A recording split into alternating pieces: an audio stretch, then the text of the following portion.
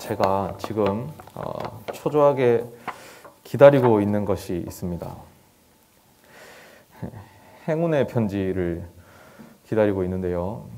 과속벌금 통지서죠. 운전하시는 분들은 이거 다 받아보셨을 겁니다.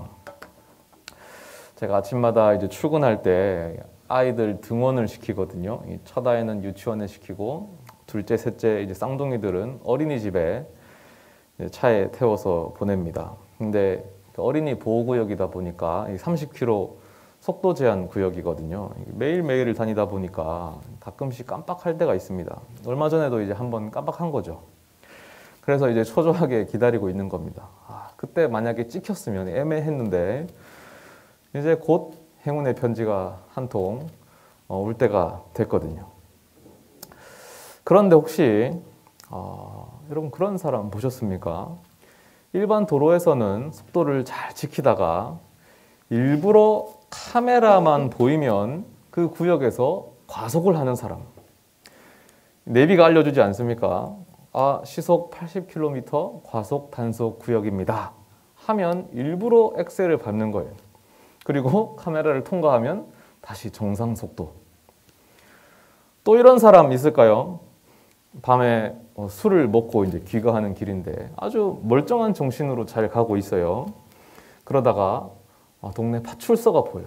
그러자 갑자기 노래를 시작해. 고성방가를 지르고 일부러 파출소 앞에 전봇대에 토악질을 하고 그리고 이제 노상방뇨까지 시원하게 하는 그런 사람이 있을까요? 아니면 뭐 토익 시험을 치러 갔는데 시험을 잘 치고 있다가 시험관이랑 괜히 눈이 마주쳤어. 그 순간 갑자기 품에 숨겨뒀던 스마트폰을 탁 꺼내가지고 컨닝을 아니면 뭐 고개를 좌우로 샥 돌려서 컨닝을 하는 그런 사람은 없겠죠. 아마 다 정반대로 할 겁니다. 과속으로 가다가도 카메라가 있으면 속도를 줄이고 뭐 술 먹고 개가 되었더라도 파출소가 보이면 뭐 경찰이 보면 얌전해지고 시험 칠 때 설령 부정행위를 준비해 갔다 하더라도 시험관과 눈이 마주치면 아무것도 못하겠죠. 그게 일반적입니다. 근데 이거를 굳이 반대로 하는 사람은 없어요. 근데 오늘 본문에서 예수님은 이상해요. 예수님은 굳이 이걸 반대로 하십니다. 안식일이거든요. 안식일에 회당에 들어가셨어요. 그런데 거기에 손 마른 사람이 있는 거예요. 분위기가 벌써 이상합니다. 서기관과 바리새인들이 노려봐요. 이 본문에는 엿보다라고 나와 있는데 이게 뭐냐면 안 보는 척하면서 눈알만 이렇게 살짝 굴리는 겁니다. 이렇게 눈알 굴려가지고 저 사람이 뭐 하나 보는 겁니다. 왜? 안식일에 일하면 안 되거든요. 그러니까 의료 행위도 하면 안 돼요. 병자를 고치는 일도 하면 안 됩니다. 예수님이 과연 저 사람을 고치는지 마는지 지켜보겠다는 거죠. 예수님이 사실은 소위 말하면 이 안식일 규례에 대한 상습범이거든요. 여기 본문 직전에도 안식일 관련 시비가 있었습니다. 그래서 오늘 본문에 보면 또 다른 안식일에 라고 되어 있어요. 예수님이 그 생각을 아셨습니다. 8절에 보면 예수께서 그들의 생각을 아셨으면 넘어갈 수 있거든요. 굳이 그렇게 쳐다보면 지금 좀 참았다가 안 쳐다볼 때 하면 돼요. 카메라가 있으면 속도 좀 줄이고 카메라 없는 데서 다시 과속하면 됩니다. 노래 부르고 싶으면 좀 참았다가 파출소 없는 데서 골목에서 노래 부르면 되고 집에 가서 해도 되고 부정행위도 시험관 눈 피해서 이건 좀 안 하면 좋겠다. 뭐 그렇게 하면 되는 건데 근데 예수님은 그렇게 하지 않으시는 거예요. 그들이 엿보고 있는 걸 아시고 그들의 생각을 아시면서도 굳이 정면으로 부딪히십니다. 그래서 그 손 마른 사람에게 말씀하십니다. 일어나서 한가운데 서라. 이제 서기관과 바리새인들이 엿볼 필요도 없어요. 모두의 시선이 그 손 마른 자와 예수님을 향했어요. 그러자 이제 예수님이 모두에게 질문하십니다. 안식일에 선을 행하는 것과 악을 행하는 것, 생명을 구하는 것과 죽이는 것, 어느 것이 옳으냐? 당연히 선을 행하는 것이 옳지요. 당연히 생명을 구하는 것이 옳습니다. 서기관과 바리새인들이 대답을 못해요. 마치 말문이 막힌 것 같은데 하지만 우리가 이것을 그런 일방적인 대화로 단정짓고 보지 말자고요. 왜냐하면 우리는 일단 예수님 편이잖아요. 예수님이 옳다고 확정짓고 이제 대화에 몰입하는데 지금은 잠깐 거리를 두고 한번 이 대화를 보자고요. 이게 율법 해석의 문제거든요. 안식일에 일을 하면 안 됩니다. 그래서 의료 행위는 금지되고요. 일이니까. 근데 예외 조항이 있는데요. 환자가 목숨이 위태로운 상황에 처했거나 뭐 그럴 땐 돼요. 예를 들면 아니면 아기를 낳아야 된다거나 목숨이 간당간당하거나 그런 상황에서는 예외가 인정됐어요. 그러니까 생명을 구해야 되는 상황, 그때는 의료 행위를 해도 됩니다. 예수님이 그걸 묻는 거예요. 근데 이 손 마른 사람의 손을 고치는 행위가 정말 그 정도로 긴박한 일에 해당하느냐라는 해석의 문제인 거예요. 정말 목숨이 위태로운 정도의 일이라서 반드시 안식일에 고쳐야만 될 정도의 중요한 일이냐라는 질문이죠. 어떻게 생각하십니까? 솔직히 잠깐 참았다가 안식일 지나고 그 다음날 고치면 되는 거 아니에요? 이 사건에 대한 정보를 조금 더 드리겠습니다. 이 신약 외경 중에 하나인 나사렛 사람들의 복음서라는 책에 보면은 거기서 이 손 마른 사람의 상황에 대해서 조금 더 자세히 서술하는데 이 사람이 석공이었대요. 이 돌을 깎는 사람. 거기다가 오늘 본문에 보면 이 자의 불편한 손이 오른손이었다고 나와 있죠. 만약 이 사람의 직업이 진짜 석공이었다면 이 사람은 손이 오그라들었기 때문에 생계를 꾸려나가기가 힘들었겠죠. 이 사람의 가족이 있었다면 그 가족 구성원 모두가 이 오그라든 손 때문에 쫄쫄 굶고 있었을지도 모릅니다. 하지만 그럼에도 불구하고 이게 여전히 생명을 당장 위협하는 급박한 문제는 아닙니다. 예를 들어서 물에 빠져가지고 당장 뭐 구하지 않으면 죽는다 이런 문제는 아니잖아요.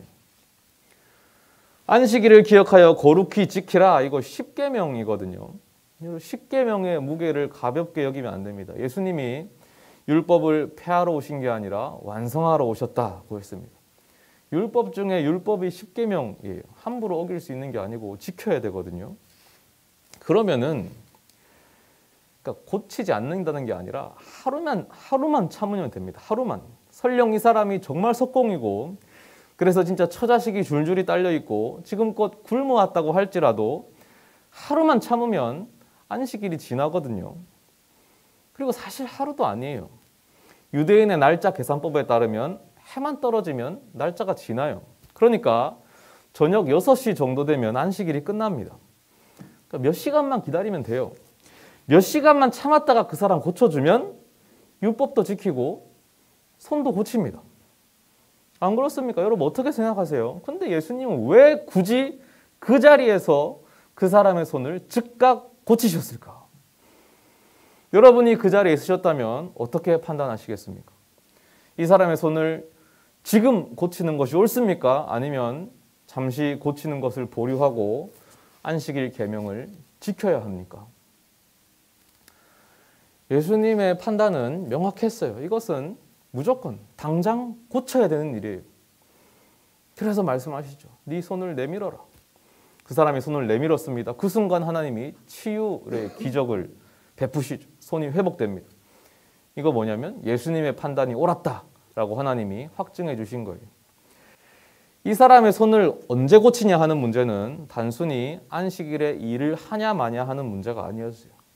이 사람이 앓고 있는 손의 질병이 이 생명을 죽이고 살릴 만큼의 긴박한 일이냐, 중요한 일이냐, 아니면 그저 사소한 일이냐 하는 문제였습니다. 그래서 정말 중요한 일이면 지금 고쳐야 되는 거고 그냥 사소한 일이면 내일 고쳐도 되는 거예요. 여러분의 판단은 뭐였습니까? 서기관과 바리새인들은 이게 사소한 일이라고 생각했어요. 물론 사소한 것까지는 아니더라도 그러나 안식일 율법만큼 중요한 일은 아니라고 생각했습니다. 그래서 하루나 이틀 정도는 미뤄도 된다라고 생각했죠. 그래서 안식일인 오늘 병을 고쳐서는 안 된다라고 생각한 겁니다. 솔직히 우리들의 판단도 그래요. 오그라든 손이 조금 불편할 수는 있죠. 하지만 그게 막 위험한 상황은 아니잖아요. 중요도를 따지면 더 중요한 일들 많습니다. 굳이 안식일이 아니더라도 뭐 그 순간에도 진짜 생명을 위협받는 위급한 사람들 많았을 거예요. 숨이 넘어가는 사람도 있을 거고 예수님께 뭐 이렇게 중요한 일 많잖아요.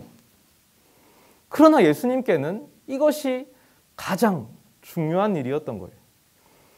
세상 모두가 사소하다고 치부할 때 예수님이 이것을 사소하다고 하지 않으셨습니다.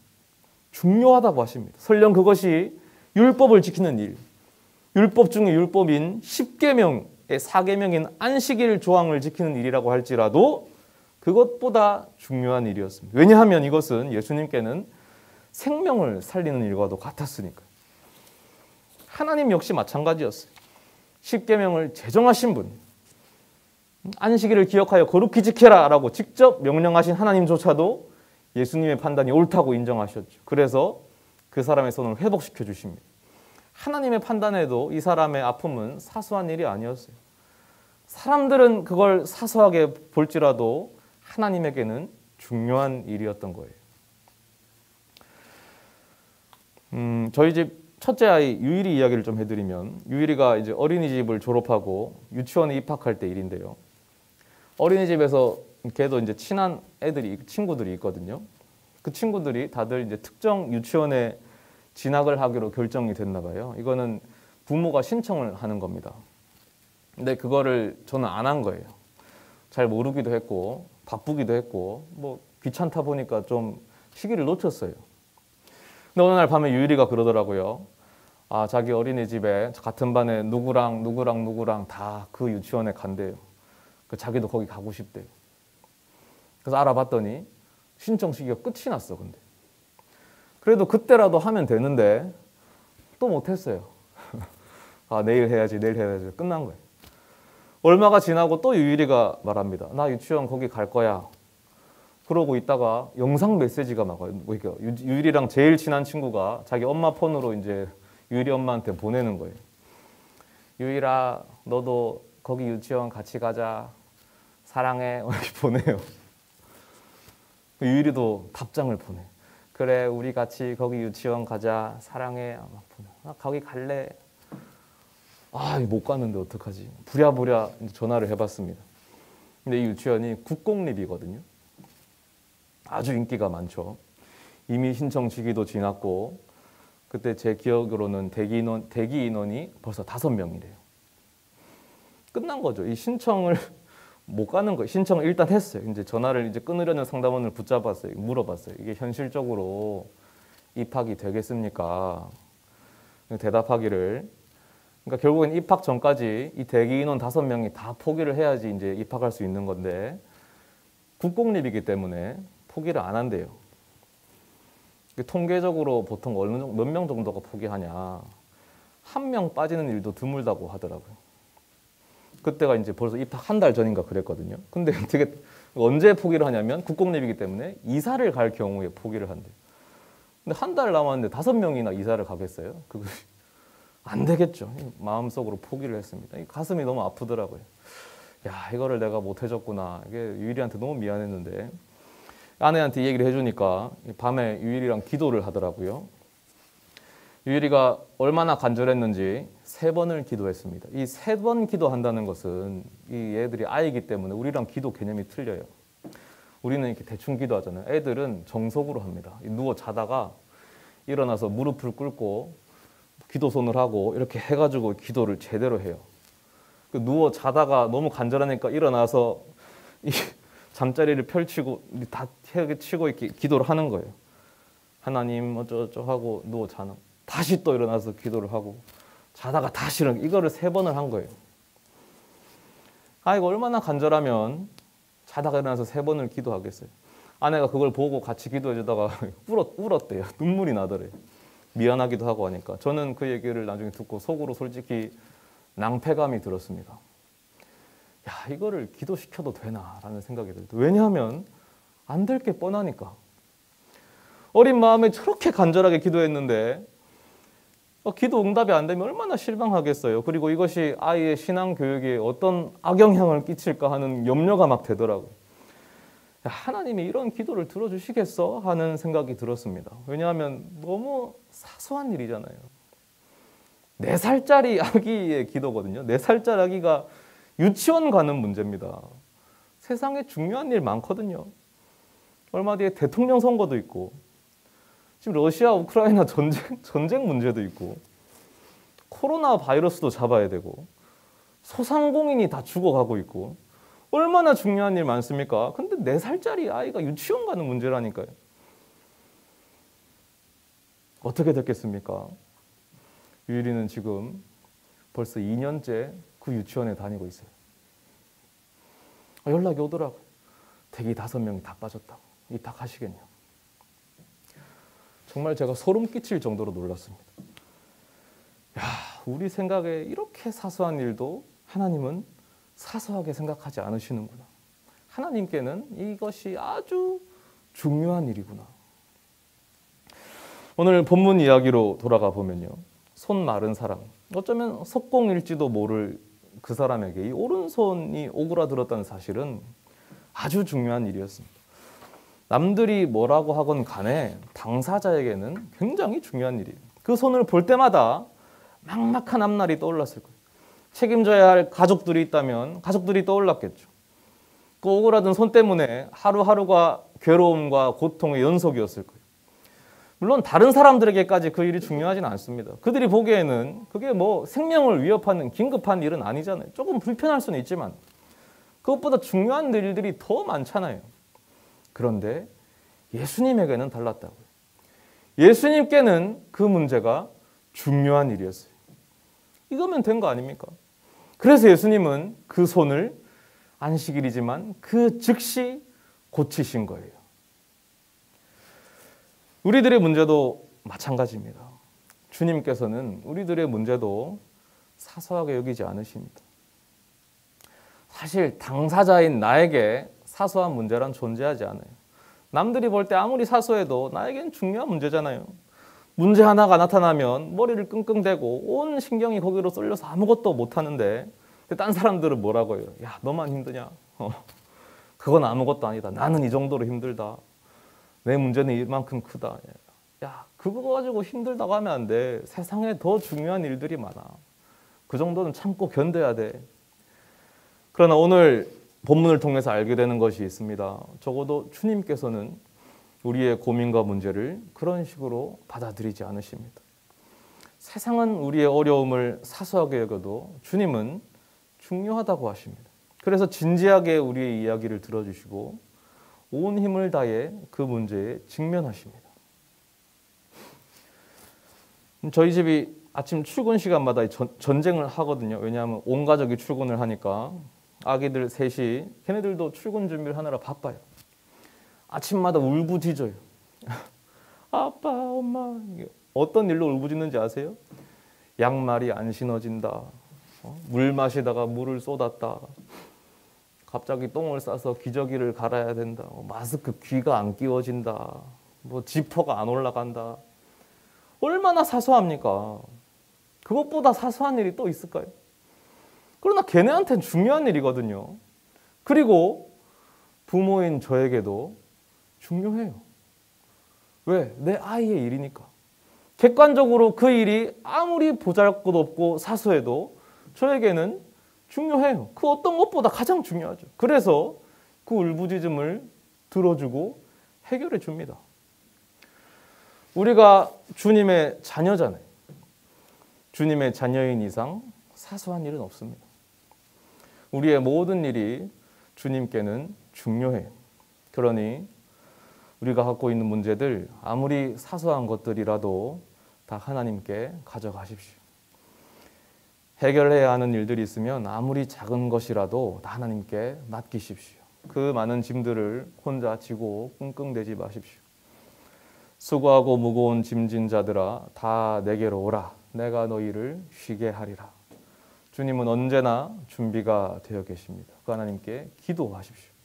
주님께서 우리의 문제를 두 팔 걷고 해결해 주실 것입니다.